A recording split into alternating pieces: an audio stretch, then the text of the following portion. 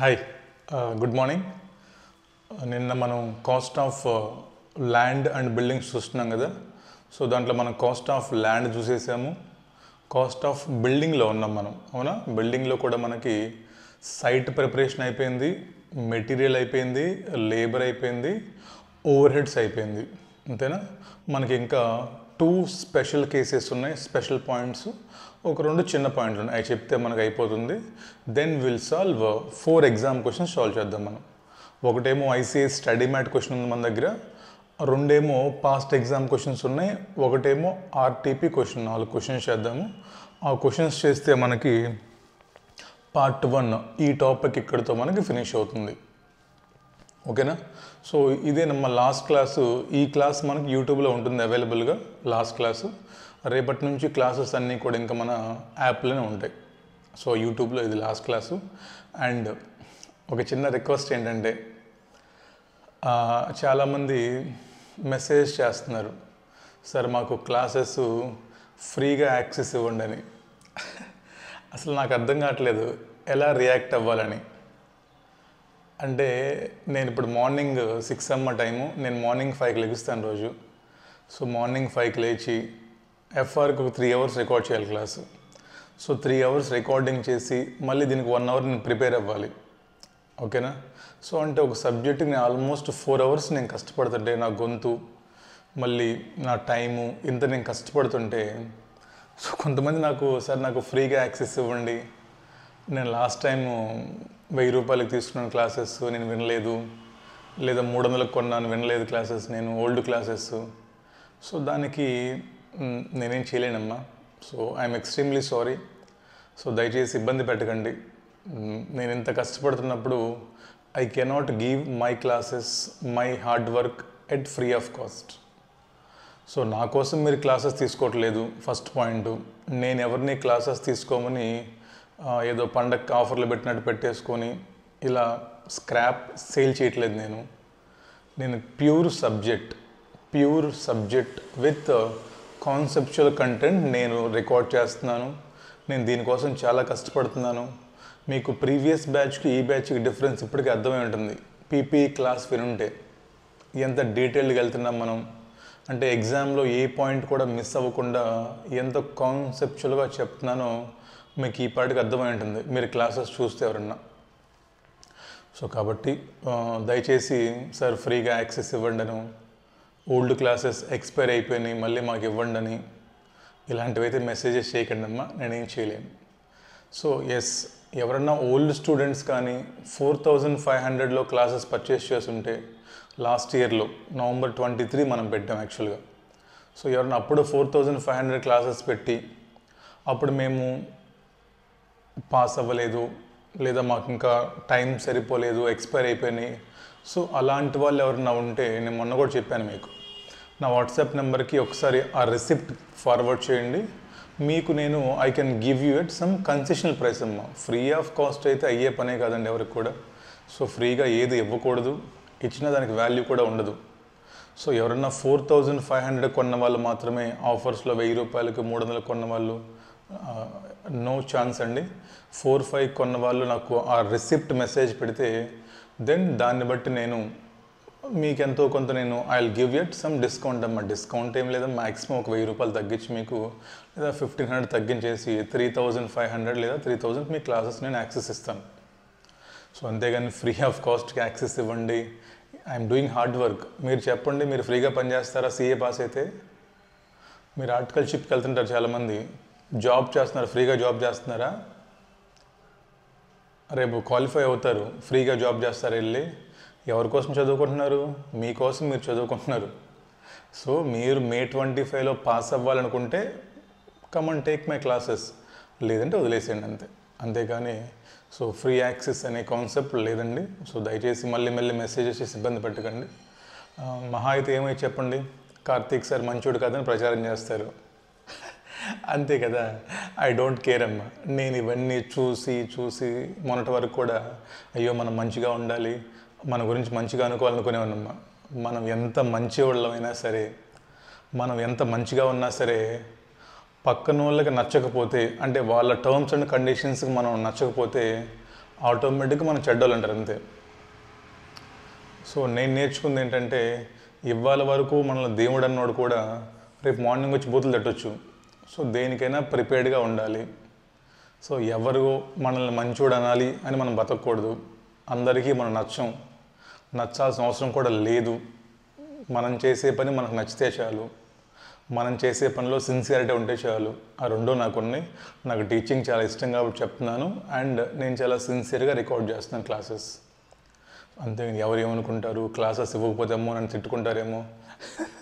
తిట్టుకోండి, బూతులు తిట్టుకోండి, లేకపోతే కామెంట్లు చేసుకోండి, ఏదో ఒకటి చేసుకోండి, ఓకేనా? అదంతా మీ ఇష్టం, ఓకేనా? రైట్ అమ్మా.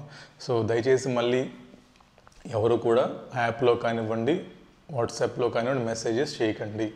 ఫ్రీ యాక్సెస్ ఇవ్వండి మాకని. నాట్ అట్ ఆల్ పాసిబుల్ అండి.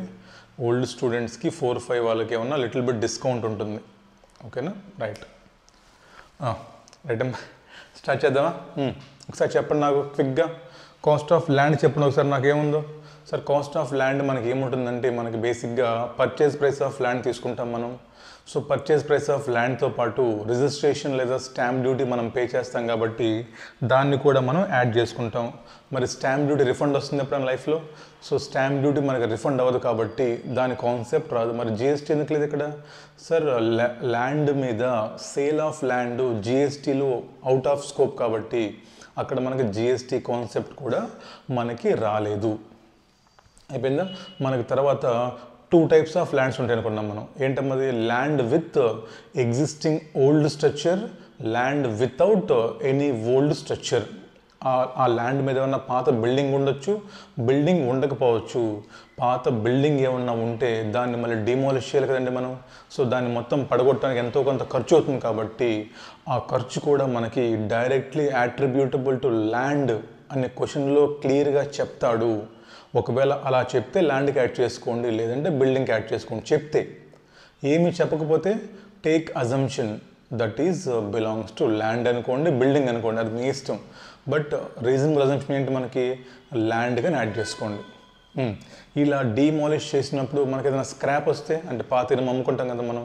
సో ఇలా ఏదైనా స్క్రాప్ వస్తే ఆ స్క్రాప్ అమౌంట్ కూడా ఇక్కడ నుంచి లెస్ చేసేసి, కాస్ట్ ఆఫ్ డీమాలిషన్ నుంచి లెస్ చేసేసి then we will add it to cost of land. మొత్తం 3 రావచ్చండి మనకి.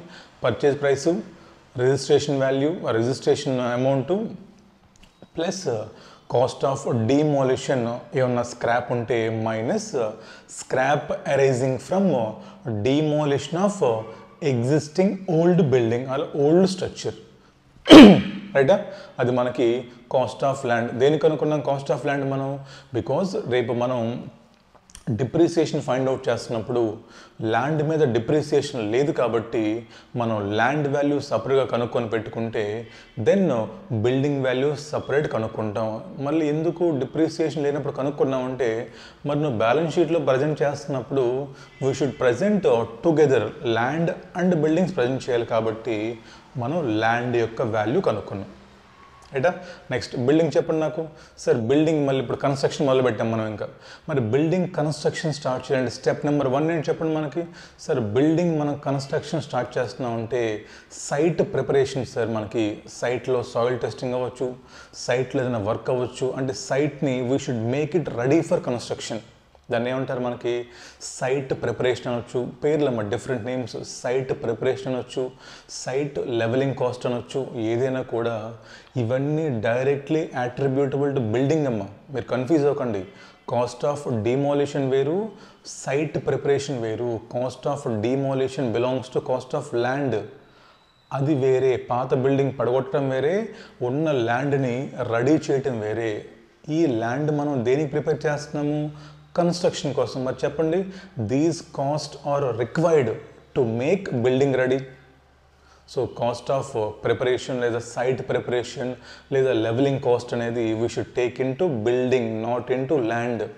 కన్ఫ్యూజ్ అయిపోయి ల్యాండ్కి తీసుకున్నారా, డిప్రిసియేషన్ మొత్తం పోతుంది, క్వశ్చన్ పోతుంది. జాగ్రత్తగా ఉండాలి. రైటా?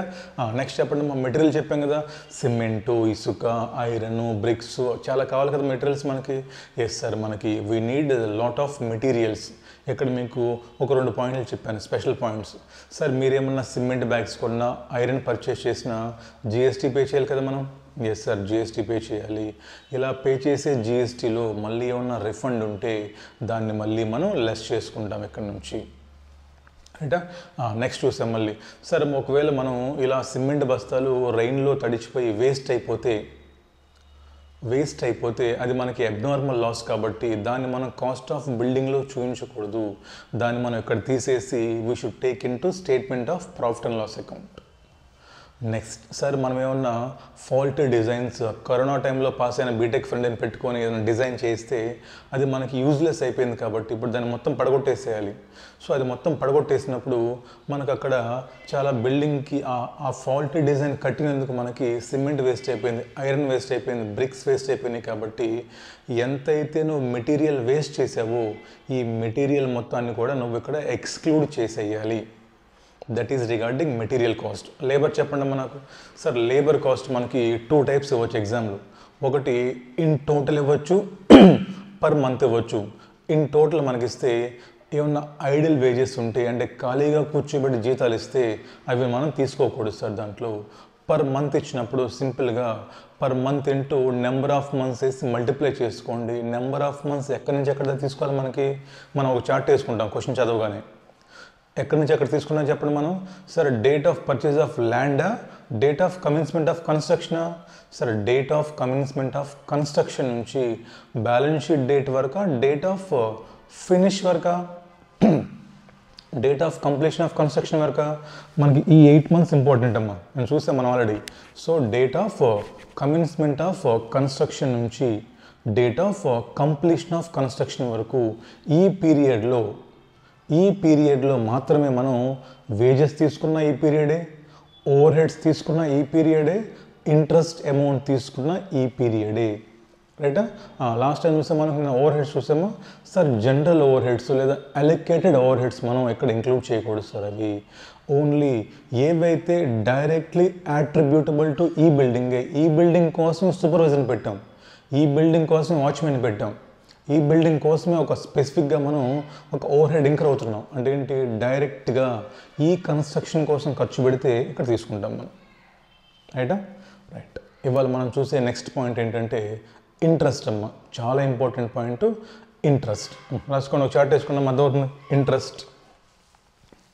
సో ఎగ్జామ్లో ఇంట్రెస్ట్ ఇస్తే దాన్ని మీరు ఎలా డీల్ చేయాలి? ఫస్ట్ మనకి ఇంట్రెస్ట్లో 2 టైప్స్ ఉంటాయమ్మా. ఇంట్రెస్ట్లో మనకి 2 టైప్స్ ఉంటాయి. నేను ఒక ఇంట్రెస్ట్ చూసాను మనం. Interest paid to vendor for deferred payment. నేను చూసాను మనం, అది రాసుకోండి అమ్మా. Paid to vendor.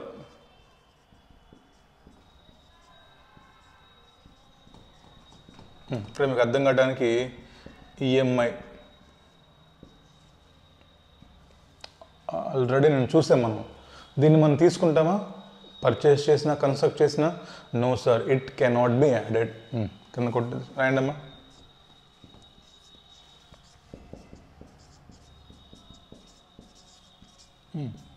ఇది ఎక్కడికి వెళ్ళింది మరి? Statement of profit and loss account. అది మనం తీసుకోకూడదు. ఇప్పుడు రాయండి. ఇంకా interest paid to bank.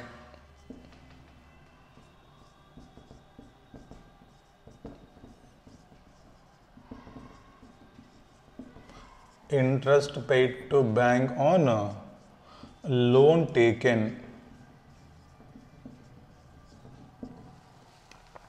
So మీరు లోన్ అనేది loan taken for purchase or construction అమ్మా. దేనికైనా తీసుకోవచ్చు మీరు. లోన్ టేకెన్ ఫర్ బయట నుంచి పర్చేస్ కోసం తీసుకోవచ్చు, ఆర్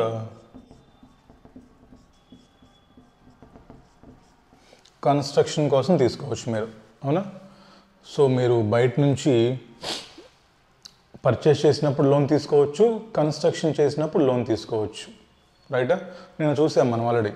సో ఇక్కడేమో ల్యాండ్ కొన్నాం మనం, ఇక్కడ ల్యాండ్ కొన్నాం, ఇక్కడ కన్స్ట్రక్షన్ స్టార్ట్ చేసాం, ఇక్కడికేమో కన్స్ట్రక్షన్ ఎండ్ అయిపోయింది, ఇక్కడేమో మీకు ఇదేమో బ్యాలెన్స్ షీట్ ఇక్కడ జరుగుతుంది మీకు. ఫస్ట్ మీకు క్లారిటీ ఉండాల్సింది ఏంటి చెప్పండి. లోన్ తీసుకున్నారు మీరు, ఇంట్రెస్ట్ బ్యాంక్కి పే చేస్తున్నారు. మీరు లోన్ ఎక్కడైనా తీసుకోవచ్చమ్మా. ఇక్కడ తీసుకోవచ్చు whatever it may be. But మనం ఇంట్రెస్ట్ క్యాపిటలైజ్ చేసేటప్పుడు ఏ పీరియడ్ వాడతామని చెప్పానండి మనం? Sir date of commencement of construction నుంచి date of completion of construction వరకు ఎంత ఇంట్రెస్ట్ అయితే మనం బ్యాంకర్కి పే చేస్తామో, అంతే కదా, ఎంత ఇంట్రెస్ట్ అయితే మనం బ్యాంకర్కి పే చేస్తామో ఆ ఇంట్రెస్ట్ మొత్తాన్ని మనం క్యాపిటలైజ్ చేస్తాం సార్. అంటే ఆ ఇంట్రెస్ట్ మొత్తాన్ని మనం కాస్ట్ ఆఫ్ బిల్డింగ్కి యాడ్ చేసుకుంటాము. మీరు చదువుంటారు చిన్నప్పుడు ఫిక్స్డ్ అసెట్స్లో. అంటే అక్కడ ఏం చదువుంటాం మనం? Interest paid till the date asset ready to use, అంతేనా? ఎస్, అదే ఇప్పుడు చెప్పండి మనం. ఇంకా ఇక్కడ వరకు రెడీ టు యూజ్ కదా మీరు కంప్లీషన్ అంటే. సో అసెట్ అనేది రెడీ టు యూజ్ వరకు లేదా కంప్లీషన్ ఆఫ్ కన్స్ట్రక్షన్ వరకు, పుట్ టు యూజ్ కాదమ్మా, కన్ఫ్యూజ్ చేస్తాడు ఎగ్జామ్లో మమ్మల్ని. మనకి పుట్ టు యూజ్తో సంబంధం లేదు. మనకి కంప్లీషన్ అయితే రెడీ టు యూజ్ అయితే అక్కడితోటి మనకి ఇంకా ఇంట్రెస్ట్ అనేది క్యాపిటలైజ్ చేయటం ఆపేస్తాము. ఇంకా మీరు ఇంట్రెస్ట్ పే చేసుకుంటుంటే ఏమో ఈ పీరియడ్లోనేమో statement of profit and loss అకౌంట్కి ఛార్జ్ చేసుకుంటాము. ఈ పీరియడ్లోనేమో మీకు ఏమో ఏం చేస్తుంది, దీన్ని added to cost of building. ఇక్కడ పే చేసిన ప్రాఫిట్ అండ్ లాస్ అకౌంటే, అర్థమవుతుందా? So commencement of construction CC, ఇదేంటమ్మా? ఫినిష్ కంప్లీషన్ ఆఫ్ కన్స్ట్రక్షన్, రెండు సీసీలే.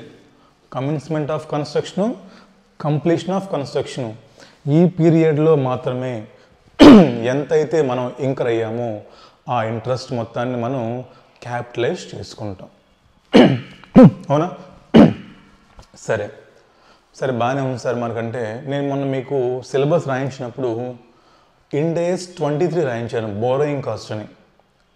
ఎస్ సార్, అవును సార్, బోరోయింగ్ కాస్ట్ రాయించారు సార్. ఏమో ఇప్పుడు మనకి ఇండేస్లో ఏముంటుందంటే జనరల్గా రూల్ ఏముంటుందంటే, సో పీపీఈలో ఒకటి చెప్తాడు ఇంట్రెస్ట్ గురించి, ఇండేస్ 23 ఒకటి చెప్తాడు. బట్ స్పెసిఫిక్ చెప్పాడు ఇంట్రెస్ట్ కోసం. ఇండేస్ 16 డీల్ ఫర్ ఏంటిది ఎక్స్క్లూజివ్, ఇది పీపీఈ కోసం, నాట్ ఫర్ ఇంట్రెస్ట్. మరి ఇప్పుడు బోరోయింగ్ కాస్ట్ కోసం మనకు స్పెసిఫిక్ ఇండేస్ ఉందా మన దగ్గర? ఏంటి ఆ ఇండేస్? That is Ind AS 23 borrowing cost. So కాబట్టి మనం ఇంట్రెస్ట్ ఇక్కడ చదువుకుంటున్నప్పుడు we should learn or we should read Ind AS 16 plus Ind AS 23 here. రెండు కలిపి చదువుకొని చూసిన తర్వాత ఇండేస్ 23లో చెప్పిన క్రైటీరియా కూడా ఫిల్ అయినప్పుడు మాత్రమే ఇక్కడ నువ్వు క్యాపిటలైజ్ చేయాలి. నువ్వు లోన్ తీసుకున్నావు, కన్స్ట్రక్షన్ స్టార్ట్ చేసావు, కన్స్ట్రక్షన్ ఫినిష్ చేసావు, బట్ ఇంట్రెస్ట్ కూడా బ్యాంకర్కి పే చేసావు. బట్ అయినా కూడా నువ్వు ఈ ఇంట్రెస్ట్ అమౌంట్ ఏమో ఈ పీరియడ్లో నువ్వు పే చేస్తున్నటువంటి ఇంట్రెస్ట్ అమౌంట్ ఏదైతే ఉందో ఈ ఇంట్రెస్ట్ నువ్వు తీసుకెళ్ళి కాస్ట్ ఆఫ్ బిల్డింగ్కి యాడ్ చేసే ముందు you should take permission from ఎవరి దగ్గర నుంచి? ఇండేస్ 23 బోరోయింగ్ కాస్ట్కి నువ్వు ఫోన్ చేసి ఆడు పర్మిషన్ ఇచ్చినప్పుడు మాత్రమే నువ్వు ఇక్కడ యాడ్ చేయాలి. ఓ సరే, ఒకసారి ఇండేస్ 23కి ఫోన్ చేద్దాం మనం. టాన్ హలో ఇండేస్ 23, చెప్పు. సో ఇలా మేము ఒక లోన్ తీసుకున్నాం, బ్యాంకర్కి ఇంట్రెస్ట్ పే చేస్తున్నాం. సో ఇప్పుడు ఈ ఇంట్రెస్ట్ మేము తీసుకెళ్ళి మా కాస్ట్ ఆఫ్ బిల్డింగ్కి యాడ్ చేసుకుందాం అనుకుంటున్నాం. దీని గురించి నీ దగ్గర ఏమన్నా రూల్స్ ఉన్నాయా? అంటే ఇప్పుడు ఇలా యాడ్ చేసుకోవాలంటే నీ దగ్గర ఏమన్నా కండిషన్స్ ఉన్నాయా? ఉన్నాయి. సో ఏంటా కండిషన్స్ అంటే ఏమో అక్కడ మనం క్లియర్గా నేర్చుకుందాం, ఇక్కడ మనకి జస్ట్ అండర్స్టాండింగ్ కోసం చెప్తాను సింపుల్గా. కండిషన్స్ ఏంటంటే వాడు ఏమంటాడంటేనమ్మా, ఏదైనా ఒక ఇంట్రెస్ట్ అమౌంట్ని క్యాపిటలైజ్ చేయాలంటే ఆ పర్టిక్యులర్ ఎసెట్, ఓకేనా, ఆ పర్టిక్యులర్ ఎసెట్ ఏదైతే మీరు కన్స్ట్రక్షన్ చేస్తున్నారో ఏదైతే ఎసెట్ మీరు కన్స్ట్రక్షన్ చేస్తున్నారో లేదా బయట నుంచి మీరు పర్చేజ్ చేస్తున్నారో ఆ ఎసెట్ అనేది మీకు స్పెసిఫైడ్ ఎసెట్ అయి ఉండాలి. స్పెసిఫైడ్ క్వాలిఫైయింగ్ ఎసెట్ అయి ఉండాలి. అది మీకు ఏదైతే ఎసెట్ మీరు కన్స్ట్రక్షన్ చేస్తున్నారో అంటే బిల్డింగ్ కడుతున్నారు, లేదా బయట నుంచి ప్లాంట్ అండ్ మిషనరీ పర్చేస్ చేస్తున్నారు. సో మీరు ఏదైతే లోన్ తీసుకొని కట్టొచ్చు, కొనుక్కోవచ్చు, బట్ ఆ ఎసెట్ అనేది క్వాలిఫైయింగ్ ఎసెట్ కావాలి సార్. ఓ క్వాలిఫైయింగ్ ఎసెట్ కావాలా? క్వాలిఫైయింగ్ ఎసెట్ కావాలి. మరి క్వాలిఫైయింగ్ ఎసెట్ అంటే ఏంటి కూడా చెప్పాలిగా. మరి క్వాలిఫైయింగ్ ఎసెట్ అంటే చెప్పాను అడిగాం ఇండేస్ 23. వాడు ఏం చెప్తాడు, బాబు క్వాలిఫైయింగ్ ఎసెట్ అంటే ఏంటంటే ఏ ఎసెట్ కన్స్ట్రక్షన్ చేయటానికైతే, ఏ ఎసెట్ లేదా ఏ పీపీఈ కన్స్ట్రక్షన్ చేయటానికైతే లేదా పర్చేస్ చేయడానికైతే, పర్చేస్ చేయడానికైతే పనికిరాదమ్మా. So qualifying asset always check for construction only. So qualifying asset అంటే ఏంటంటే ఏ పీపీఈ కన్స్ట్రక్షన్ కోసం అయితే 12 months కంటే ఎక్కువ టైం పడుతుందో దెన్ ఆ ఎసెట్ని మాత్రమే మేము క్వాలిఫైయింగ్ ఎసెట్ అంటాం. ఓ అంటే కన్స్ట్రక్షన్ కోసం మనకి 12 months కంటే ఎక్కువ టైం పట్టాలి మనకి, అవునా? సో మనకి మోర్ దాన్ 12 months టైం పడితేనే మనం దాన్ని క్వాలిఫైయింగ్ ఎసెట్ అంటాం. ఎప్పుడైతే క్వాలిఫైయింగ్ ఎసెట్ అయ్యిందో దెన్ నువ్వు ఆ ఇంట్రెస్ట్ అమౌంట్ క్యాపిటలైజ్ చేసుకో. మరి క్వాలిఫైయింగ్ ఎసెట్ అవ్వకపోతే, ఫర్ ఎగ్జాంపుల్ నా కన్స్ట్రక్షన్ 9 months ఫినిష్ అయిపోయింది, అప్పుడు ఏం చేయమంటాడు, ఇంట్రెస్ట్ తీసుకెళ్ళి statement of profit and loss అకౌంట్లో రాసుకో, క్యాపిటలైజ్ చేయకూడదు. అర్థమైంది పాయింట్ ఇక్కడ. సో ఇండేస్ 23 చెప్పినట్టు క్వాలిఫైయింగ్ ఎసెట్ అవ్వాలి. Qualifying asset means construction period 12 months కంటే ఎక్కువ ఉండాలి. ఏంటి కన్స్ట్రక్షన్ పీరియడ్ అంటే, మనం చార్ట్ వేస్తామా ఎక్కడ, ఇదిగో ఇది కాస్ట్ ఆఫ్ ఏంటమ్మా కమెన్స్మెంట్ ఆఫ్ కన్స్ట్రక్షన్ నుంచి కంప్లీషన్ ఆఫ్ కన్స్ట్రక్షన్ వరకు ఈ పీరియడ్ అనేది మోర్ దాన్ 12 months ఉండాలి. ఓ మై గాడ్, అంటే ఇప్పుడు మోర్ దాన్ 12 months అని చెక్ చేయటం మనకు చాలా ఇంపార్టెంట్. సో దానికి ఏం చేయాలి, మనం ఇలా ఒక చార్ట్ వేసుకుంటే సింపుల్గా అయిపోతుంది అప్పుడు. సో మీకు అర్థమైంది. ఇప్పుడు ఇంట్రెస్ట్ అనేది యాడ్ చెయ్యాలా వద్దా అంటే ఎవరు పర్మిషన్ కావాలి మనకి, ఇండేస్ 23 పర్మిషన్ కావాలి. ఏం చెప్తుంది చెప్పండి, ఇండేస్ 23 ఏం చెప్తుందండి, బాబు ఇప్పుడు నీ కన్స్ట్రక్షన్ పీరియడ్ కానీ మోర్ దాన్ 12 months ఉంటే యాడ్ చేసుకో, లేదంటే ఏం చేస్తావు, సింపుల్గా తీసుకెళ్ళి ప్రాఫిట్ అండ్ లాస్ అకౌంట్లో డెబిట్ చేసుకో. అర్థమైందా? రాసుకోవాలి ఇవన్నీ. రైట్, కంటిన్యూ చేయండి చార్ట్. ఇప్పుడు రాసుకోవడం ఇంట్రెస్ట్ పైన ఇండేస్ 16 ప్లస్ ఇండేస్ 23. ఇక్కడ చార్ట్ వేద్దామా, ఒక చార్ట్ వేసుకుందామా. ఇఫ్ కన్స్ట్రక్షన్ పీరియడ్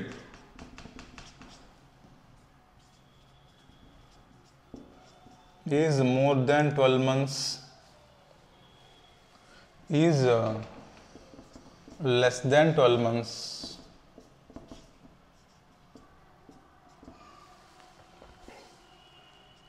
ఇదేంటిది ఇండ్ ఏఎస్ 23 ఇది.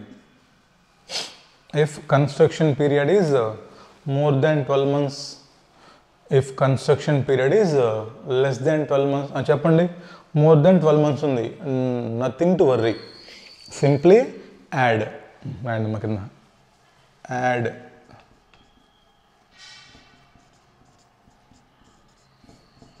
Interest to cost of building. అందుకని ఇది మీకు చాలా ఇంపార్టెంట్ ఈ చార్టు. కమెన్స్మెంట్ ఎప్పుడు, కంప్లీషన్ ఎప్పుడు చెక్ చేసుకొని, అది 12 months దాటింది అనుకోండి సింపుల్గా క్యాపిటలైజ్ చేసుకోండి, 12 months కంటే తక్కువ ఉంటే తీసుకెళ్ళి ప్రాఫిట్ అండ్ లాస్ అకౌంట్లో రాసుకోండి. అంతే అక్కడ మరి లెస్ దాన్ 12 months ఉంటే ఏం చేస్తాం మనం, తీసుకెళ్ళి ప్రాఫిట్ అండ్ లాస్ అకౌంట్లో రాసుకోవాలి. బట్ మన ఐసీఏ వాడు మనకి ఏది స్ట్రైట్గా చెప్పడు కదా. సో సమ్ టైమ్స్ మీకు క్వశ్చన్స్లో ఏం చెప్తాడంటే, ఇప్పుడు మనం చేసే క్వశ్చన్స్లో ఏమో జాగ్రత్తగా ఉండండి, ఈవెన్ దో కన్స్ట్రక్షన్ పీరియడ్ అనేది లెస్ దాన్ 12 months ఉన్నప్పటికీ కూడా వాడు క్వశ్చన్లో స్పెసిఫిక్గా చెప్తాడు. ఫర్ ఎగ్జాంపుల్ ఒక క్వశ్చన్లో మనకి కన్స్ట్రక్షన్ పీరియడ్ 9 months అండి. మనకి 1st April 31st December అయిపోయింది. ఏం చేస్తాం మామూలుగా అయితే, సార్ లెస్ దాన్ 12 months ఉంది కాబట్టి క్యాపిటలైజ్ చేయకూడదు, తీసుకెళ్ళి ఎస్పీఎల్లో వేసేస్తాం. బట్ వాడు ఏం చెప్తాడు క్వశ్చన్ల కింద బ్రాకెట్లో, ఈవెన్ దో 12 months కంటే తక్కువ ఉన్నా కూడా ఈ పీరియడ్ని please consider it as substantial period and consider it as qualifying asset అంటాడు. మీకు చూస్తే అర్థమవుతుంది మా క్వశ్చన్స్లో సింపుల్గా. అంటే ఏంటి, ఓకే ఫస్ట్ మన స్టెప్ చెప్పండి. స్టెప్ నెంబర్ 1 చార్ట్ వేసుకుంటాం, చెక్ చేసుకుంటాం కన్స్ట్రక్షన్ పీరియడ్ కమెన్స్మెంట్ నుంచి కంప్లీషన్ వరకు 12 months ఉందా, అసలు గొడవ లేదు, యాడ్ చేసి 12 months కంటే తక్కువ ఉందా, మళ్ళీ నువ్వు క్రాస్ చెక్ చేసుకోవాలి.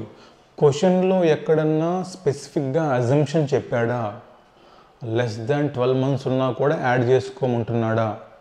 చెప్పాడు అనుకోండి, మనం ఏం చేయాలమ్మా అప్పుడు, తప్పనిసరిగా క్యాపిటలైజ్ చేయాలి. లెస్ దాన్ 12 months ఉన్నప్పటికీ కూడా we should follow instructions of question.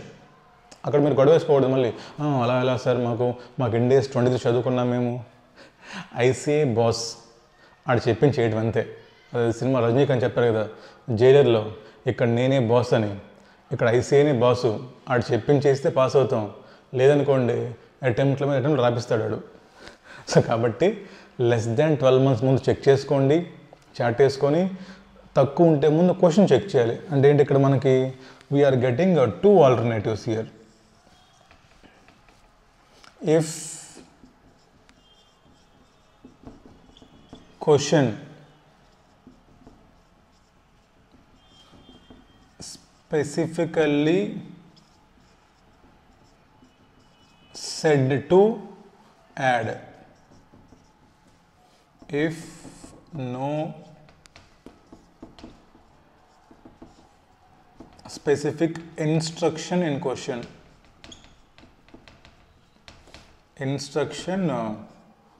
given in question. రెండమ్మా, మనకి స్పెసిఫిక్ ఇన్స్ట్రక్షన్ ఇస్తారు, సమ్టైమ్స్ మనకి స్పెసిఫిక్ ఇన్స్ట్రక్షన్ ఏమి ఇవ్వరు. కావాలంటే ఒకసారి చూపిస్తాను మీకు పాయింట్. మా ఐసీఎస్ స్టడీ మ్యాట్లో టీవైకి రండి.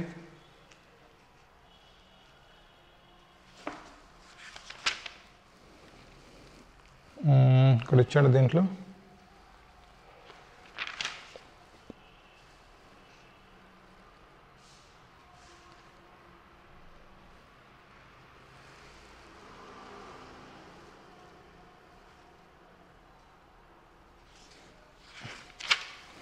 ఇక్కడ లేదు, నేను చూపిస్తాను ఎగ్జామ్ క్వశ్చన్స్లో. అంటే చెప్తాడు క్వశ్చన్లో క్లియర్గా, ఈవెన్ దో మనకి లెస్ దాన్ 12 months ఉన్నా కూడా దాన్ని మీరు consider it as substantial period. ఎప్పుడైతే మీకు సబ్స్టాన్షియల్ అయిపోయిందో, క్వాలిఫైయింగ్ ఎసెట్ అయిపోయింది కాబట్టి దాన్ని యాడ్ చేశాను. If question specifically set to add ఏంటమ్మా, దెన్ యాడ్. ఇక్కడ then don't add, take into statement of profit and loss account. కనిపిస్తుందమ్మా చివరిలో మూల మీద రాస్తే? ఓకే కనిపిస్తుందిలే. అర్థమైంది పాయింట్ మీకు? అది point. This is all about interest. In days 16 plus in days 23 కలిపి మీరు చదువుకోవాలి. రైటా? రైట్. ఇక్కడ మనకు ఒక 2 చిన్న చిన్న పాయింట్లు ఉంటాయి అమ్మా ఇంట్రెస్ట్కి సంబంధించి. ఇక్కడే రాసుకుందాం, చూడండి ఒకసారి. సో ఫర్ ఎగ్జాంపుల్ ఏం చేస్తారు జనరల్ చెప్పండి. ఇక్కడ మనం కన్స్ట్రక్షన్ స్టార్ట్ చేసాం, మనకి లోన్ వచ్చింది, ఒక 1 crore లోన్ వచ్చింది. ఇక్కడ మనం డే 1 లోన్ మొత్తం వాడేస్తామా? మనం డే 1 లోన్ మొత్తం యూజ్ చేస్తామా? నో. ఒకే రోజు ఎట్లా ఖర్చు పెడతాం? చెప్పండి. ఇప్పుడు ఫర్ ఎగ్జాంపుల్ మనకి 9 months టైం ఉంది. ఈ మంత్లో కొంత, ఈ మంత్లో కొంత, ఈ మంత్లో కొంత, అంతేనా ఖర్చు పెట్టేది మనం? లేదంటే 1 కోటి రూపాయలు తీసుకెళ్ళిపోయి ఒక పెద్ద లారీ సిమెంటు, లారీ ఇసుక, పెద్ద లారీ నిండా ఐరన్ కొనుక్కొస్తామా? పాడైపోతాయి కదా. ఏం చేస్తాము? As work progress we will spend money. అదే కదా బేసిక్ రూల్ బిజినెస్కి. Yes sir. మరి ఇక్కడ ఏం చెప్తారంటే సమ్టైమ్స్ చెప్పడం కదా, జనరల్గా బయట ఏం చేస్తారంటే, మరి నా దగ్గర 1 కోటి రూపాయలు ఉన్నాయి, ఇప్పుడు నేను ఒక 50 lakhs ఖర్చు పెట్టాను, ఇంకొక 50 lakhs నా దగ్గర ఖాళీగా ఉన్నాయి, ఐడిల్ ఫండ్స్. సో తెలివైన బిజినెస్ మ్యాన్ ఎవడో కూడా డబ్బులు ఖాళీగా పెట్టుకోవడం. ఏం చేస్తాడు తీసుకెళ్ళి డబ్బుల్ని? This idle funds will be invested in somewhere. So ఈ డబ్బులు తీసుకెళ్ళి వీరు వేరే చోట ఇన్వెస్ట్ చేసుకుంటారు. మరి ఎప్పుడైతే నువ్వు ఇన్వెస్ట్ చేసావో నీకు ఇన్కమ్ వస్తుందిగా మరి. అవును సార్, ఇంట్రెస్ట్ వస్తుంది సార్. మరి చెప్పండి, ఇందాక మీరు స్టార్టింగ్లో చూశారు ఏంటది, ఓల్డ్ స్ట్రక్చర్ డిమాలిష్ చేసినప్పుడు ఏదైనా స్క్రాప్ ఇన్కమ్ వస్తే ఎలాగైతే కాస్ట్ ఆఫ్ డిమాలిషన్లో లెస్ చేశారో ఇది కూడా అంతేగా మరి. ఇప్పుడు మీరు ఇంట్రెస్ట్ బ్యాంకుకి ఒక పే చేస్తున్నారు, కాస్ట్. మీరు పే చేసే ఇంట్రెస్ట్ ఏమో కాస్ట్ అయినప్పుడు మరి మీ దగ్గర ఉన్న ఐడిల్ ఫండ్స్ యూజ్ చేసుకొని మీరేమన్నా ఇంట్రెస్ట్ ఎర్న్ చేస్తే మరి దాన్ని కాస్ట్లో నుంచి లెస్ చేయాలిగా మరి. ఎందుకని మనం కాస్ట్ ఆఫ్ బిల్డింగ్ కనుక్కుంటున్నప్పుడు ఏదైనా నెట్ కాస్ట్ తీసుకుంటాం మనం. నెట్ ఏదైనా స్క్రాప్ సేల్ చేసుకున్నాం మరి దాన్ని తీసుకోవట్లేదు కదా మనం, ఎందుకంటే ఇన్కమ్ కాబట్టి. అలాగే ఆలోచించండి మరి కామన్ లాజిక్ తోటి. ఇప్పుడు ఇంట్రెస్ట్ మనం బ్యాంకుకి పే చేస్తున్నాం, ఇది మన కాస్ట్ అంటున్నాము, తీసుకెళ్ళి యాడ్ చేసుకోమంటుంది ఇండేస్. మరి ఎప్పుడైతే నీకు సర్ప్లస్ ఫండ్స్ తోటి ఏమన్నా ఇన్కమ్ వస్తుంటే మరి ఈ ఇన్కమ్ లెస్ చేయాలి కదా, like scrap. Yes sir. So ఈ ఇన్కమ్ ఏమన్నా వస్తుంటే నీకు ఇన్కమ్ ఫ్రమ్ ఏంటమ్మా చెప్పండి, ఈ ఇన్కమ్ వేరే, నెక్స్ట్ మీకు వేరే ఇన్కమ్ వస్తుంది, ఆ ఇన్కమ్ వేరే. మళ్ళీ ఈ ఇన్కమ్ ఏంటి, income from idle funds of loan invested somewhere else. లోన్లో మిగిలిన డబ్బులు ఎక్కడైనా ఇన్వెస్ట్ చేస్తే మీకు ఏదైనా ఇన్కమ్ వస్తే దాన్ని ఇక్కడ మీరు లెస్ చేయాలి కదమ్మా. నోట్ రాసుకోండి, ఒక note number 1. Note, if we receive any income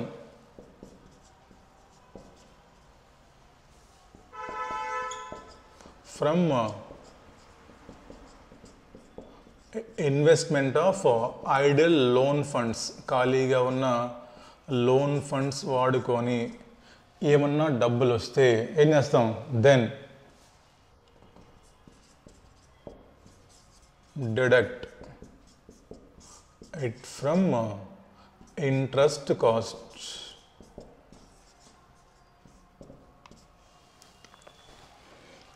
ప్రతిదానికి లాజిక్ ఉంటుందండి, ఏదో నేర్చుకొని వెళ్ళిపోవటం కాదు.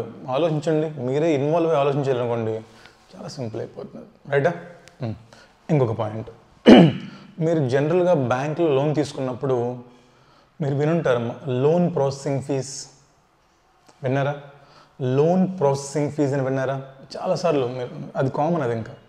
సో ఎప్పుడైతే మనం లోన్ తీసుకుంటామో మరి లోన్ తీసుకున్నప్పుడు మనకు వచ్చే లోన్ ప్రాసెసింగ్ ఫీజ్ సంగతి ఏంటి సార్ మరి? ఈ లోన్ ప్రాసెసింగ్ ఫీజ్ అనేది మీకు ఫినాన్షియల్ ఇన్స్ట్రుమెంట్స్లో ఫినాన్షియల్ లయబిలిటీ కనుక్కుంటున్నప్పుడు క్లియర్గా చెప్తాను. But for the time being ఇక్కడ ఏం చేస్తారంటే లోన్ ప్రాసెసింగ్ ఫీజ్ అనేది లోన్ ప్రాసెసింగ్ ఫీ, ఇప్పుడు మీకు ఏమనిపిస్తుంది అంటే ఎగ్జామ్లో క్వశ్చన్ వచ్చింది for example, loan processing fees అంటే ఓకే లోన్ జనరల్గా అమ్మ ఏమనుకుంటాం మనం, లోన్ తీసుకున్నాం కాబట్టి లోన్ ప్రాసెసింగ్ ఫీజు కూడా పే చేసాము. ఈ లోన్ ప్రాసెసింగ్ ఫీజ్ అనేది కన్స్ట్రక్షన్ ఆఫ్ బిల్డింగ్ కోసం లోన్ తీసుకుంటున్నాం కాబట్టి ఎసెన్షియల్ కాస్ట్లా కనిపిస్తుంది నాకు, సో యాడ్ చేస్తారు మీరు, అంతే కదా. లోన్ ప్రాసెసింగ్ ఫీజ్ యాడ్ చేస్తారు, ఇంట్రెస్ట్ పే చేసాం కాస్ట్, లోన్ ప్రాసెసింగ్ ఫీజు కూడా కాస్టే కదా అని మీరు తీసుకెళ్ళి యాడ్ చేసే ప్రమాదం ఉంది కాబట్టి. బట్ దాన్ని అలా యాడ్ చేయకూడదు. ఏమో ఫినాన్షియల్ ఇన్స్ట్రుమెంట్స్లో ఏం చేస్తారంటే మీరు ఎంతైతే లోన్ తీసుకున్నారో ఆ లోన్లో నుంచే దీన్ని ఆఫ్సెట్ చేసేస్తారు. అంటే అడ్జస్ట్ చేసేసి నెట్ ఎంతైతే మీకు లోన్ మిగులుతుందో దాన్ని మాత్రమే మీరు లోన్గా ట్రీట్ చేస్తారు. ఈ కాన్సెప్ట్ మీకు ఫినాన్షియల్ ఇన్స్ట్రుమెంట్స్లో చాలా డీటెయిల్డ్గా చెప్తాను. But for the time being ఏం గుర్తుపెట్టుకుంటారంటే మీరు లోన్ ప్రాసెసింగ్ ఫీజ్ ఏదన్నా ఉంటే దాన్ని మనం క్యాపిటలైజ్ చేయకూడదు అని రాసుకొని note number 2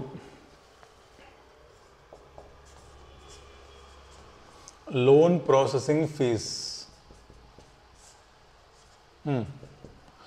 cannot be added, comma, it should be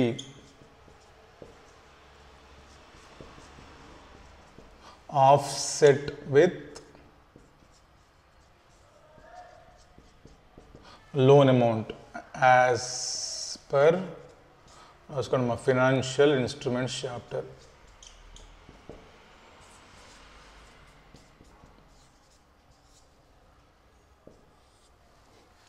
రాసుకోవాలి ఈ పాయింట్లన్నీ. సో లోన్ ప్రాసెసింగ్ ఫీజు ఉన్నప్పుడు మనం దాన్ని లోన్తో ఆఫ్సెట్ చేసేసి, ఓకేనా,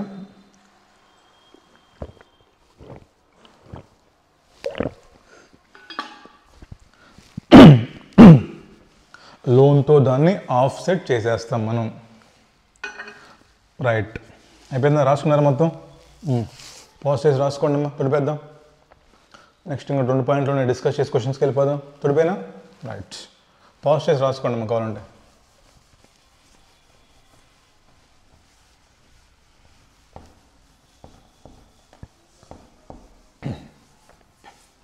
క్లారిటీ చాలా ఇంపార్టెంట్ అండి. ఎందుకంటే ఒక్క పాయింట్ మీరు తప్పుగా తీసుకున్న క్వశ్చన్ మొత్తం తప్పుపోతుంది మీకు. ఒక చిన్న పాయింట్ మీరు మిస్టేక్ తీసుకుంటే సో మీ క్వశ్చన్స్ అన్నీ తప్పులు పోతాయి. కాబట్టి ఇంత డీటెయిల్డ్గా నేను ఇక్కడ మీకు చెప్తున్నాను. సో మీరు ఇప్పుడు అనుకోవచ్చు, ఏంటి సార్ ఇంత ఎవరు రాస్తాడని. కొంతమంది ఉంటారు మహానుభావులు, సార్ ఎవరు రాస్తారు సార్, అదే మా సార్ అయితే ఒక ఐప్యాడ్ పెట్టుకొని ఈ పాటికి పీపీ కూడా ఫినిష్ అయిపోయేది, మాకు చదువుకుంటూ వెళ్ళిపోవచ్చు కదా, ఎందుకు సార్ బోర్డు మీద రాస్తున్నారు మీరు, మీకు ఏమన్నా మెంటలా పిచ్చి అనుకోవచ్చు మీరు. నేను మొన్నే చెప్పాను మీకు, రైటింగ్ ప్రాక్టీస్ లేకపోవటం వల్ల చాలామంది ఫెయిల్ అవుతున్నారు ఎగ్జామ్స్లోని. సో కాబట్టే రైటింగ్ ప్రాక్టీస్ చాలా ఇంపార్టెంట్ మనకి. అయిపోయిందా? రైట్. నిన్నే చూసాను మీరు ఇంకో పాయింట్, డీకమిషనింగ్ లయబిలిటీ అని. ఏంటో చూద్దాం అది. రైట్, మా సింపుల్ అమ్మా. డీకమిషనింగ్ లయబిలిటీ అంటే ఏం లేదు. ఫర్ ఎగ్జాంపుల్ ఇక్కడ మీరు ఒక ల్యాండ్ తీసుకుంటున్నారు ఎవరితో కన్స్ట్రక్షన్ కోసం.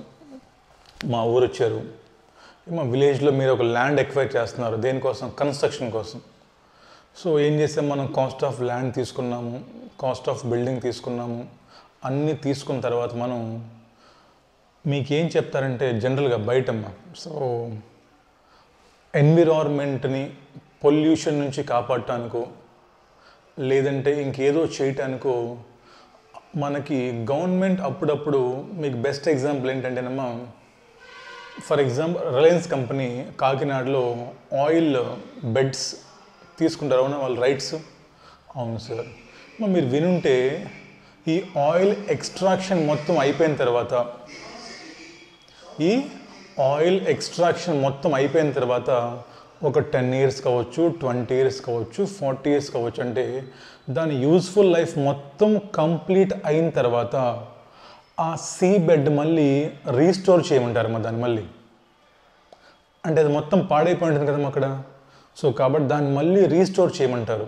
అది జనరల్గా మనం మాట్లాడుకుంటే టెక్నికల్ కాకుండా, ఫర్ ఎగ్జాంపుల్ మీరు ఒక ల్యాండ్ తీసుకున్నారు, ఈ ల్యాండ్ మీరు ఒక 20 yearsకి తీసుకున్నారు వీళ్ళ దగ్గర నుంచి.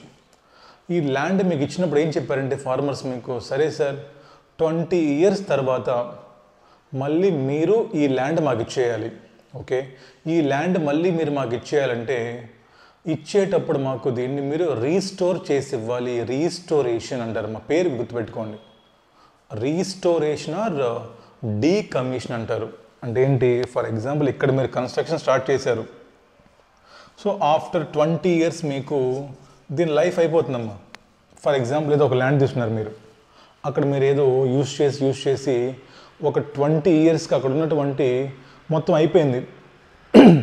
ఇప్పుడు 20 years తర్వాత మీకు ఆబ్లిగేషన్ ఏం పెట్టారు వాళ్ళ ఓనర్స్, అరే బాబు 20 years తర్వాత మీరు కంపల్సరిగా ఈ ల్యాండ్ని, ఈ సీ బెడ్ని మీరు రీస్టోరేషన్ చేయాలి, లేదంటే ఎన్విరాన్మెంట్కి ప్రాబ్లం వస్తుంది. ఇక్కడ మీరు క్రియేట్ చేసిన పొల్యూషన్ వల్ల లేదా మీ ఫ్యాక్టరీ వల్ల ఇక్కడ చాలా ప్రాబ్లమ్స్ వస్తాయి కాబట్టి ప్రతి 20 yearsకి మీరు ఈ మొత్తాన్ని రీస్టోర్ చేసేసేయాలి అని చెప్తారు. అంటే దేర్ ఆర్ సమ్ ఆబ్లిగేషన్స్. అంటే ఇప్పుడు ఈ ఆబ్లిగేషన్ మీకు అనుకోవచ్చు, మరి ఆబ్లిగేషన్ ఏంటి సార్, ఇది లీగల్ ఆబ్లిగేషనా లేదా కంపెనీ వాళ్ళ కోసం వాళ్ళు పెట్టుకునే ఆబ్లిగేషనా? అంతే కదా. మీకు సమ్టైమ్స్ కొన్ని ఎన్విరాన్మెంటల్ లాస్ ఉంటాయి. మీకు ఎవరన్నా ఫ్యాక్టరీ పెట్టినప్పుడు 20 ఇయర్స్ తర్వాత మ్యాండేటరీగా మీరు ఈ ఫ్యాక్టరీ ఈ మొత్తాన్ని రీస్టోర్ చేసేయాలి. మళ్ళీ అంటే ఉన్న స్ట్రక్చర్ మొత్తం పీకేసేసి ఈ మొత్తం రీస్టోర్ చేసేయాలని చెప్తారనమాట. ఎందుకని? మిషన్స్ అనేవి ఎక్కువ డేస్ వాడకూడదు. బెస్ట్ ఎగ్జాంపుల్, బైక్స్ ఉన్నాయనుకోండి, దానికి ఒక లైఫ్ ఉంటుంది. కార్లు ఉన్నాయనుకోండి, దానికి ఒక లైఫ్ ఉంటుంది. ఈ లైఫ్ తర్వాత మీరు కార్లు వాడకూడదు. You have to restore them అంటారనమాట. సో అలాగే మీరు ఏదన్నా కన్స్ట్రక్షన్ స్టార్ట్ చేసేటప్పుడు కానీ మీకు ఒక 20 ఇయర్స్ తర్వాత 40 ఇయర్స్ తర్వాత అక్కడ మీకు ఏమన్నా ఒక ఆబ్లిగేషన్ క్రియేట్ చేస్తుంటే to restore or to decommission. అంటే మా కమిషనింగ్ అంటే కట్టడం, డీకమిషనింగ్ అంటే ఏంటి? పడగొట్టేసేయటం. ఇలా మీకు ఎక్కడో ఒక ఆబ్లిగేషన్ కనిపిస్తుంది. ఓ అంటే 20 ఇయర్స్ తర్వాత ఇక్కడ నాకు ఒక ఆబ్లిగేషన్ కనిపిస్తుంది.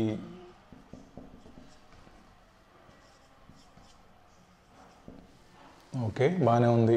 మరి ఎక్కడో 20 ఇయర్స్ తర్వాత ఆబ్లిగేషన్ కనిపిస్తే ఇప్పుడు ఎందుకు సార్ దాని గురించి మనం మాట్లాడుకుంటున్నాం? ఇప్పుడు ఎందుకు సార్ మనం దాని గురించి ఎక్కడెందుకు మాట్లాడుకోవాలి? మనం 20 ఇయర్స్కి వెళ్ళిపోదాం, 20 ఇయర్స్కి వెళ్ళిపోదాం, అక్కడ మొత్తం డీకమిషన్ చేసేద్దాం. మనం అక్కడ రీస్టోర్ చేయొచ్చు కదా అంటే ఏమో అలా ఒప్పుకోదు ఇండియస్. దీన్ని మనం 2 విధాలుగా చదువుకోవచ్చు.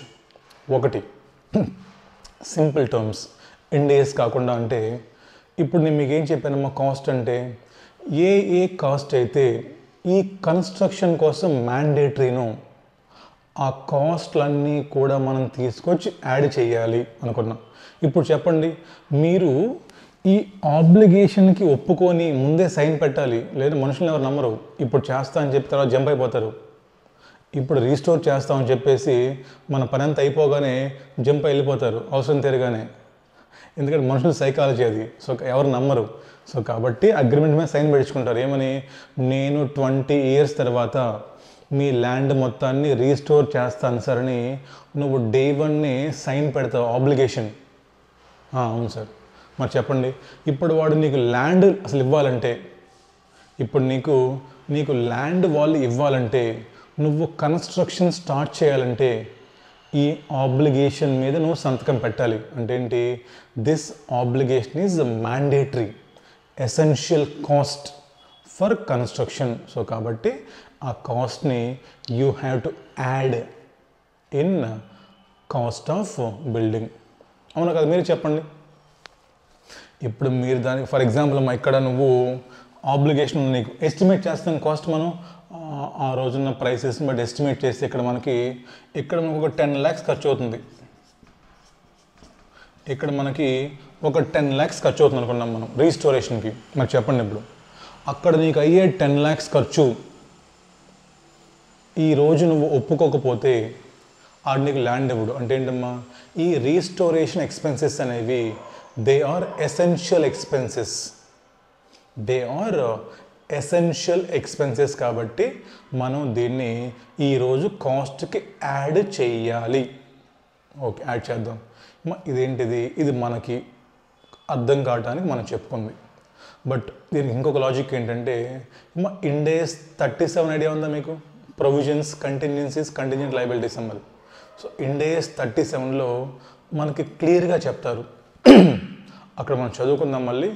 అక్కడ మనకి క్లియర్గా చెప్తారు, ఒక ఎంటిటీకి కానీ ఇలా ఏమన్నా ఆబ్లిగేషన్స్ ఉంటే విచ్ ఆర్ సర్టన్, అంటే ఏంటమ్మా, ఆబ్లిగేషన్ మనం కంపల్సరిగా ఇంకర్ అవ్వాలి అని కానీ మనకు తెలిస్తే దాన్ని మనం కంపల్సరిగా we should create one provision for that obligation. అవును సార్, విన్నాం చిన్నప్పుడు మేము. ఏదో ఒక చార్ట్ వేసి చెప్తారు, ఆబ్లిగేషనా అంటే కంటింజెంట్ లయబిలిటీయా, ఎసెట్టా? అవును సార్. ఇదేంటిది? ఇది డెఫినెట్ ఆబ్లిగేషన్. ఇది డెఫినెట్ ఆబ్లిగేషన్. ఇక్కడ ఛాన్సెస్ ఏం లేవు. You should create 100% provision. అర్థమవుతుందా? అంటే ఏంటమ్మా, డీకమిషనింగ్ లయబిలిటీ చదువుకుంటున్నప్పుడు కూడా మనం వీ షుడ్ ఫాలో 2 ఇండేస్. ఒక ఇండేస్ ఏమో ఇండేస్ 16, ఇంకొక ఇండేస్ ఏమో ఇండేస్ 37. రాసుకోండి మా పైన. స్టార్ట్ చేద్దామా? రాసుకోండి ఇక్కడ. ఇంకా డీకమిషనింగ్ లయబిలిటీ డిఎల్ పక్కన బ్రాకెట్లో ఇండ్ ఏఎస్ 16 ప్లస్ ఇండ్ ఏఎస్ 37. ఓకేనా? డివైడ్ చేయండి మన 2 రకాలుగా. ఇండ్ ఏఎస్ 16 సైడ్ రాయండి. ఇక్కడ ఇండ్ ఏఎస్ 37. ఏంటమ్మా 37? రాసుకోండి అక్కడ. Provisions, contingent assets and contingent liabilities. చెప్పండి ఇప్పుడు నాకు. As per Ind as 16 logic ఏం చెప్పుకున్నాము? Cost logic. అంటే ఏంటి? ఏవైతే మనకి ఎసెన్షియల్ కాస్ట్ ఉంటాయో, ఏవైతే మనకి ఎసెన్షియల్ కాస్ట్ ఉంటుందో కన్స్ట్రక్షన్ కోసం, అవన్నీ యాడ్ చేయాలి. మరి చెప్పండి, ఇది ఎసెన్షియలే కాదా? ఎస్. మీరు ఆ ఆబ్లిగేషన్ ఒప్పుకోకపోతే ఆడు మీకు ల్యాండ్ ఇవ్వడు, లేదా గవర్నమెంట్ మీకు రీస్టోర్ చేయకపోతే మీకు లైసెన్స్ ఇవ్వదు. సో కాబట్టి ఇది మనకి as per Ind as 16 think చేస్తే ఏం చేస్తాం మనం దీన్ని? So as per Ind as 16 మనం థింక్ చేసినప్పుడు కాస్ట్ లాజిక్ ప్రకారము ఏం చేస్తాం చెప్పండి? Should be added to cost of PPE. Should be added to cost of PPE. మరి ఇండ్ ఏఎస్ 37 ప్రకారం ఏం చేయాలి మనం? We should create provision. అండమ్మా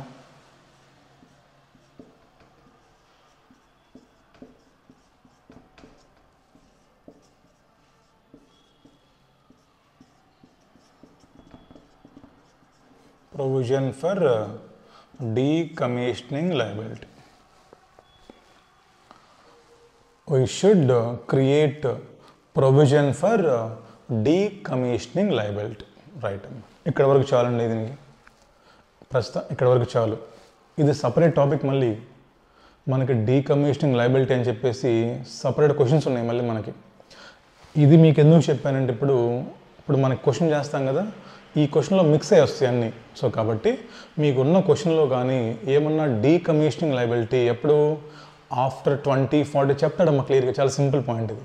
మీకు ఏమన్నా కనిపిస్తే ఏం చేయాలి మీరు? You should while computing cost of the building we should add. తర్వాత as per Ind AS 37 provision create చేయాలి. ఏంటి, ఎలా క్రియేట్ చేస్తాము, ఆ ప్రొవిజన్ ట్రీట్మెంట్ ఏంటి, ఇవన్నీ కూడా మనం లాస్ట్లో ఒక టాపిక్ మళ్ళీ సపరేట్గా క్రియేట్ చేసుకున్నాము, అక్కడ డిస్కస్ చేస్తాము. ఈవెన్ మన November 24లో క్వశ్చన్ వచ్చిందమ్మా డిఎల్ మీద. సో ఇది సపరేట్ టాపిక్. బట్ ఇక్కడ మనకేం కావాలి?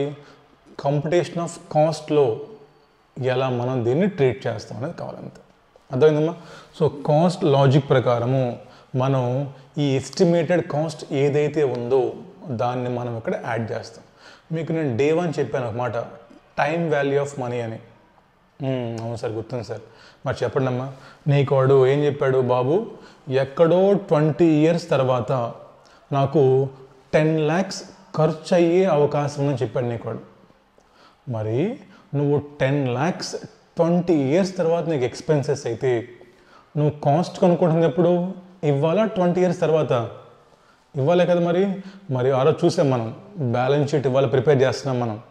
మరి ఇవాళ బ్యాలెన్స్ షీట్లో నువ్వు ఇవాళ అమౌంట్ రాయాలి, 20 years తర్వాత అమౌంట్ కాదు.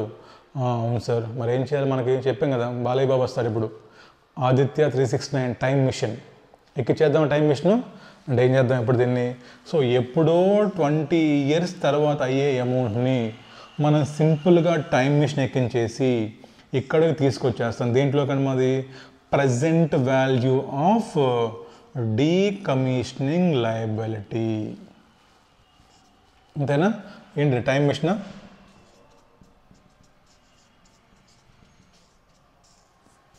అదండి సంగతి. సో ఎలా వస్తుంది చెప్పండి, ఇది ఏమని చెప్పండి, future value into PV factor. మీకు ఈ 2 క్వశ్చన్లు వాడేస్తాడు. ఇంత ఫ్యూచర్లో నాకు ఎక్స్పెన్సెస్ అవుతుందంటాడు, వాడే డిస్కౌంట్ రేట్ కూడా మీకు ఇస్తాడు. ఓకేనా, రైట్. ఇంతకేంటి ఇప్పుడు ఇది DL PV of DL, present value of decommissioning liability. We should add, ఏం యాడ్ చేస్తాం మా కాస్ట్ ఆఫ్ పీపీకి, present value of decommissioning liability add చేస్తాము. అర్థమవుతున్న పాయింట్, చాలా సింపుల్ పాయింట్. సో మీ క్వశ్చన్లో చెప్తాడమ్మా, ఆఫ్టర్ 40 years 20 years ఇంత ఖర్చు ఎస్టిమేట్ చేస్తూ ఉంటాడు. కింద మీ క్వశ్చన్లో డిస్కౌంట్ రేట్ ఇస్తాడు, ఇంకక్కడ మీకు డిస్కౌంట్ ఫ్యాక్టర్ కూడా వాడేస్తాడు. Simply multiply estimated amount into factor, you'll get present value. ఏం చేస్తారు, దాన్ని తీసుకెళ్ళి సింపుల్గా మీ అసెట్కి యాడ్ చేసుకోండి. మరి ప్రొవిజన్ ట్రీట్మెంట్ ఏంటంటే దాన్ని మనం సపరేట్గా చెప్పుకుందాం. మరి ప్రొవిజన్ క్రియేట్ చేసాం కదా, అంటే ఏమవుతుంది చెప్పండి బ్యాలెన్స్ షీట్లో. సో ఇప్పుడు మనం బ్యాలెన్స్ షీట్ చూసుకుంటే మనకి ఇక్కడ మా అసెట్స్ సైడ్ వస్తుంది, మనకి లయబిలిటీ సైడ్ వస్తుంది. అసెట్ సైడ్ ఏమో పీపీఈకి తీసుకెళ్ళి యాడ్ చేస్తున్నాం పీవీ ఆఫ్ డిఎల్ అని. లయబిలిటీ సైడ్ ఏమొస్తుంది, నాన్ కరెంట్ లయబిలిటీస్లో ప్రొవిజన్ క్రియేట్ చేస్తున్నాం. ఇక్కడ ప్రొవిజన్ ఫర్ డీకమిషన్ వేసుకున్నాం బ్యాలెన్స్ షీట్ కూడా. సో ప్రొవిజన్ ఫర్ డీకమిషనింగ్ లయబిలిటీ అని ఇది డే 1 ఎలా మనం చేస్తున్నాం. అవుతున్న పాయింట్ మీకు. సో ఇలా కానీ మీ క్వశ్చన్లో ఏమన్నా డీకమిషనింగ్ లయబిలిటీస్ ఉంటే, రీస్టోరేషన్ ఎక్స్పెన్సెస్ ఉంటే దాని ట్రీట్మెంట్ చెప్పండి డే 1 నాకు. సార్ బ్యాలెన్స్ షీట్లో మనకి అసెట్స్ సైడ్ ఇంపాక్ట్ వస్తుంది, అదేవిధంగా లయబిలిటీస్ సైడ్ కూడా ఇంపాక్ట్ వస్తుంది. బికాస్ మనకి ప్రొవిజన్ లయబిలిటీయే కదా, ఏమో ఆబ్లిగేషనే కదా లయబిలిటీ అంటే. ఎప్పుడో నువ్వు రీస్టోర్ చేయాలి, అది మీకు obligation. Liability means obligation, you should shown as liability at present value. Asset to cost logic చెప్పండి నాకు. This is essential to bring asset into existence. So add present value to asset and shown as liability under liability side. Right? Right. So this is all about decommissioning liability. మళ్ళీ మనం దీని గురించి in depth detail discussion చేస్తాము. మనకి 5 to 6 questions ఉన్నాయి, separate questions చేస్తాం, don't worry. ఓకేనా, right అమ్మా. ఇంకా లాస్ట్ ఒక పాయింట్ ఉంది, అది చెప్పేస్తే మీకు we can close the theory అమ్మా. Will start questions. ఏంటంటే ఫర్ ఎగ్జాంపుల్ నేను కన్స్ట్రక్షన్ కోసం ల్యాండ్ తీసుకున్నాను, ఒక 20 acres ల్యాండ్ తీసుకున్నాను, మొత్తం ఏదో పెద్ద ల్యాండ్ తీసుకున్నాను. నేను ల్యాండ్ తీసుకున్నప్పుడు నేను మొత్తం కన్స్ట్రక్షన్ ఒకసారి మొదలుపెట్టిన కదా. ఇక్కడ నాకేదో ఒక ఖాళీ ల్యాండ్ ఉంది, వేకెంట్ ల్యాండ్ ఉంది ఇటు సైడ్. ఇక్కడ నేను ఏదో కన్స్ట్రక్షన్ చేసుకుంటున్నాను. ఈ ల్యాండ్ ఇక్కడ ఖాళీగా దేనికని చెప్పేసి ఏమో నేను కుమారి ఆంటీకి ఉంది కదా, హైదరాబాద్ ఆంటీ, ఫుడ్ ఆంటీకి రెంట్కి ఇచ్చానమ్మా. అంటే ఏంటి, అక్కడ ఆవిడ డైలీ ఫుడ్ పెట్టుకుంటున్నారు వచ్చి. సార్ మీ కన్స్ట్రక్షన్ కంపెనీలో చాలామంది పనిచేస్తున్నారు కదా సార్, మీ కన్స్ట్రక్షన్ కంపెనీలో చాలామంది పనిచేస్తున్నారు కదా సార్, సో వాళ్ళకి నేను ఫుడ్ పెట్టుకుంటానని చెప్తే, సరేనమ్మా ఈ మూల మీద పెట్టుకని చెప్పేసి ఈ వేకెంట్ ల్యాండ్ నేను వాళ్ళకి రెంట్కి ఇచ్చాను కుమారి ఆంటీకి. లేదా ఎవడో వచ్చి సార్ ఇక్కడ నేను పార్కింగ్ లాట్ పెట్టుకుంటా అన్నాడు. సార్ ఇక్కడ పక్కనే పెద్ద ఐటీ కంపెనీ ఉంది సార్, ఇక్కడ పక్కనే పెద్ద ఐటీ కంపెనీ షాపింగ్ మాల్స్ ఉన్నాయి సార్, అక్కడ పార్కింగ్ ఇబ్బంది అవుతుంది సార్, ఇక్కడ మీరు కొంచెం నాకు పార్కింగ్కి ఇవ్వని చెప్పాడమ్మా. లేదా నేను పార్కింగ్కి ఇచ్చాను ఈ ల్యాండ్. అంటే ఏంటి మీకు అర్థం కావాల్సింది, ఏదన్నా వేకెంట్ ల్యాండ్ ఉన్నప్పుడు మన టోటల్ కన్స్ట్రక్షన్ సైట్లో ఏదో మనకు వేకెంట్ ల్యాండ్ ఉంది, దాన్ని నేను రెంట్కి ఇచ్చాను ఎవరికో టెంపరీగా, లేదా పార్కింగ్కి ఇచ్చాను. ఇన్కమ్ వస్తుందిగా మరి నాకు. Yes, I receive income from this. ఫ్రీగా ఇవ్వంగా.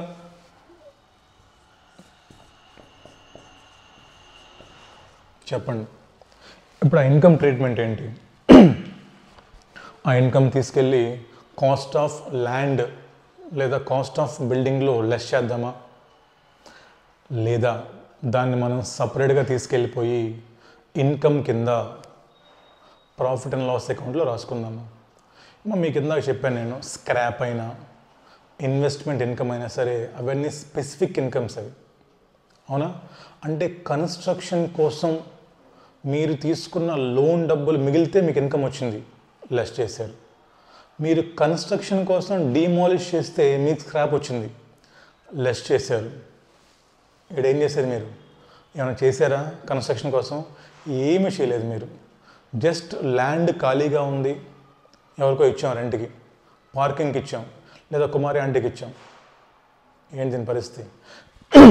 సార్ ఇది స్పెసిఫిక్ ఇన్కమ్ కాదు కాబట్టి, దీనికి కన్స్ట్రక్షన్కి ఎటువంటి సంబంధం లేదు కాబట్టి, సో ఈ ఇన్కమ్కి కన్స్ట్రక్షన్కి ఎటువంటి సంబంధం లేదు కాబట్టి, సో ఈ ఇన్కమ్ మేము కాస్ట్ ఆఫ్ కన్స్ట్రక్షన్ నుంచి లెస్ చేయం సార్. మేము దీన్ని తీసుకెళ్ళి మేము statement of profit and loss అకౌంట్లో ఇన్కమ్ కింద బుక్ చేసుకుంటాం. ఇంపార్టెంట్ పాయింట్ అమ్మా, క్వశ్చన్స్లో ఇస్తాడు మీకు. అర్థమైందా? రాసుకోండి. లాస్ట్ పాయింట్ ఎగ్జాంపుల్ రాసుకొని కింద రాసుకోండి. Income from vacant land. Income from vacant land. Example ఏమో renting to food court or parking lot etcetera etcetera. You should write in Telugu for better clarity. ఇలా మీరేమన్నా ఇన్కమ్స్ వస్తే దాన్ని ఏం చేస్తారు? It should be credited to statement of profit and loss, SPL. It should be credited to SPL. Logic మీరు రాసుకోండి కింద కావాలంటే. బికాజ్ ఇది స్పెసిఫిక్ కన్స్ట్రక్షన్ ఇన్కమ్ కాదు నీకు. అదే కన్స్ట్రక్షన్లో నీ స్క్రాప్ వచ్చింది, అక్కడ లెస్ చేస్తాం. ఇది కన్స్ట్రక్షన్ ఇన్కమ్, ఇది నో, జస్ట్ ఖాళీగా వచ్చింది మనకు అంతే. ఐడిల్గా ఉంది కాబట్టి ల్యాండ్ వాడుకున్నాం. రైట్ అమ్మా? Right. So these are the points you should be very careful while solving the question. ఒక్క పాయింట్ తప్పుపోయినా మీకు 0 మార్క్స్ వేస్తాడు. ఒక్క పాయింట్ మీరు పైకి కిందకి యాడ్ చేసినా మొత్తం తప్పిపోతుంది మీకు. సో అనవసరంగా 8 మార్క్స్ 10 మార్క్స్ పోతాయి. సో కాబట్టి జాగ్రత్తగా ఉండండి. ప్రతి కాన్సెప్ట్ ముందు చదువుకోండి, దెన్ సాల్వ్ చేయండి. ఓకేనమ్మా? సరే, ఇప్పుడు టైం చూద్దాం ఒకసారి. మనకి 4 క్వశ్చన్స్ ఉన్నాయి. సో టైం మనకి ఏమో 1 అవర్ అవుతుంది కాబట్టి మీకు హోంవర్క్ ఇస్తాను ఇప్పుడు నేను. యూ హ్యాడ్ సమ్ హోంవర్క్ అమ్మా. హోంవర్క్ రాసుకోండి. హోంవర్క్ చేయాలి ఇప్పుడు మీరు. సో హోంవర్క్ వచ్చేసి మీకు ICAI స్టడీ మెటీరియల్లో test your knowledge illustration number 12. ICAI study మ్యాట్లో test your knowledge illustration number 12. తర్వాత November 2018 exam question 3A. November 2018 exam question 3A. అదేవిధంగా మే 2023 ఎగ్జామ్ క్వశ్చన్ 3B. అదేవిధంగా RTP మే 2022. ఓకేనా? Question number 20. ఇవి మీరు హోంవర్క్ చేయాలమ్మ ఇంకా. సో ICAI స్టడీ మ్యాట్లో TYK క్వశ్చన్ నెంబర్ 12, నవంబర్ 2018లో క్వశ్చన్ నెంబర్ 3A, మే 2023లో question number 3B, RTP May 2022లో క్వశ్చన్ నెంబర్ 20. ఏమో చాలామంది పాపం ఆదర్స్ మీ టీచర్స్ ఏ భ్రమలో ఉన్నారంటే ఈ 3 సేమ్ క్వశ్చన్స్ అనుకుంటున్నారు వాళ్ళు. ఈ 3 సేమ్ క్వశ్చన్స్ కాబట్టి వాళ్ళ బుక్లో ఏమిస్తున్నారు మా క్వశ్చన్ బ్యాంక్లో మీకు ఇదిగోండి ఈ ICAI స్టడీ మ్యాట్ క్వశ్చన్ మీకు కనపడద్దు అన్ని చోట్ల. మీరు ఏ బుక్ అయినా చెక్ చేసుకోండి. వాళ్ళు 3 క్వశ్చన్స్, ఇన్ఫ్యాక్ట్ ఈ క్వశ్చన్ కూడా అన్ని క్వశ్చన్స్ సేమ్ అనుకునే వాళ్ళు మీకు ఓన్లీ 1 క్వశ్చన్ ఇస్తున్నారు మనం చేసే క్వశ్చన్ బ్యాంకుల్లో. బట్ ఈ క్వశ్చన్లో డిఫరెంట్ పాయింట్ ఉంది, ఈ క్వశ్చన్లో డిఫరెంట్ పాయింట్ ఉంది, ఈ క్వశ్చన్లో కొత్త పాయింట్ ఉంది. అంటే ఏంటి? ఎగ్జామ్స్లో ఎప్పుడు కూడా సేమ్ క్వశ్చన్స్ రావు, న్యూ పాయింట్స్ వస్తాయి. సో మీరు అన్ని క్వశ్చన్స్ చేసినప్పుడే మీకు రేపు కొత్త పాయింట్ తగిలినా కూడా మీరు కాన్ఫిడెంట్గా ఎగ్జామ్ రాస్తారు. ఓకేనమ్మా? రైట్. సో విత్ దిస్ యూట్యూబ్లో క్లాసెస్ ఎండ్ అమ్మా. ఇంకా నెక్స్ట్ నేను క్వశ్చన్స్ అని రేపు మళ్ళీ సాల్వ్ చేస్తాను రేపు క్లాస్లో. బట్ మీరు ట్రై చేయండి, హోంవర్క్ సొంతగా ట్రై చేయండి, ఆన్సర్లు చూడకుండా. ఓకేనా? మరి ఈ క్వశ్చన్ పేపర్లు ఎక్కడ దొరుకుతాయి మీకు చెప్పాను కదా, క్లాసెస్ పర్చేజ్ చేసిన వాళ్ళకి నేను PDF పంపిస్తానని. నేను అన్నీ కంపైల్ చేశానమ్మా క్వశ్చన్స్ అన్నీ కూడా. రైట్ అమ్మా. ఇక్కడితోటి మనకి FR క్లాసెస్ యూట్యూబ్లో స్టాప్. సో మనకి రేపటి నుంచి DT ఇవాళ ఈవినింగ్ స్టార్ట్ అవుతుందండి. ఏఎఫ్ఎం కూడా ఒక 2 డేస్లో స్టార్ట్ అవుతుంది. ఓకేనా, కలుద్దాం. చదువుకోండి. All the best. హోంవర్క్ చేయాలి అందరూ. బాయ్.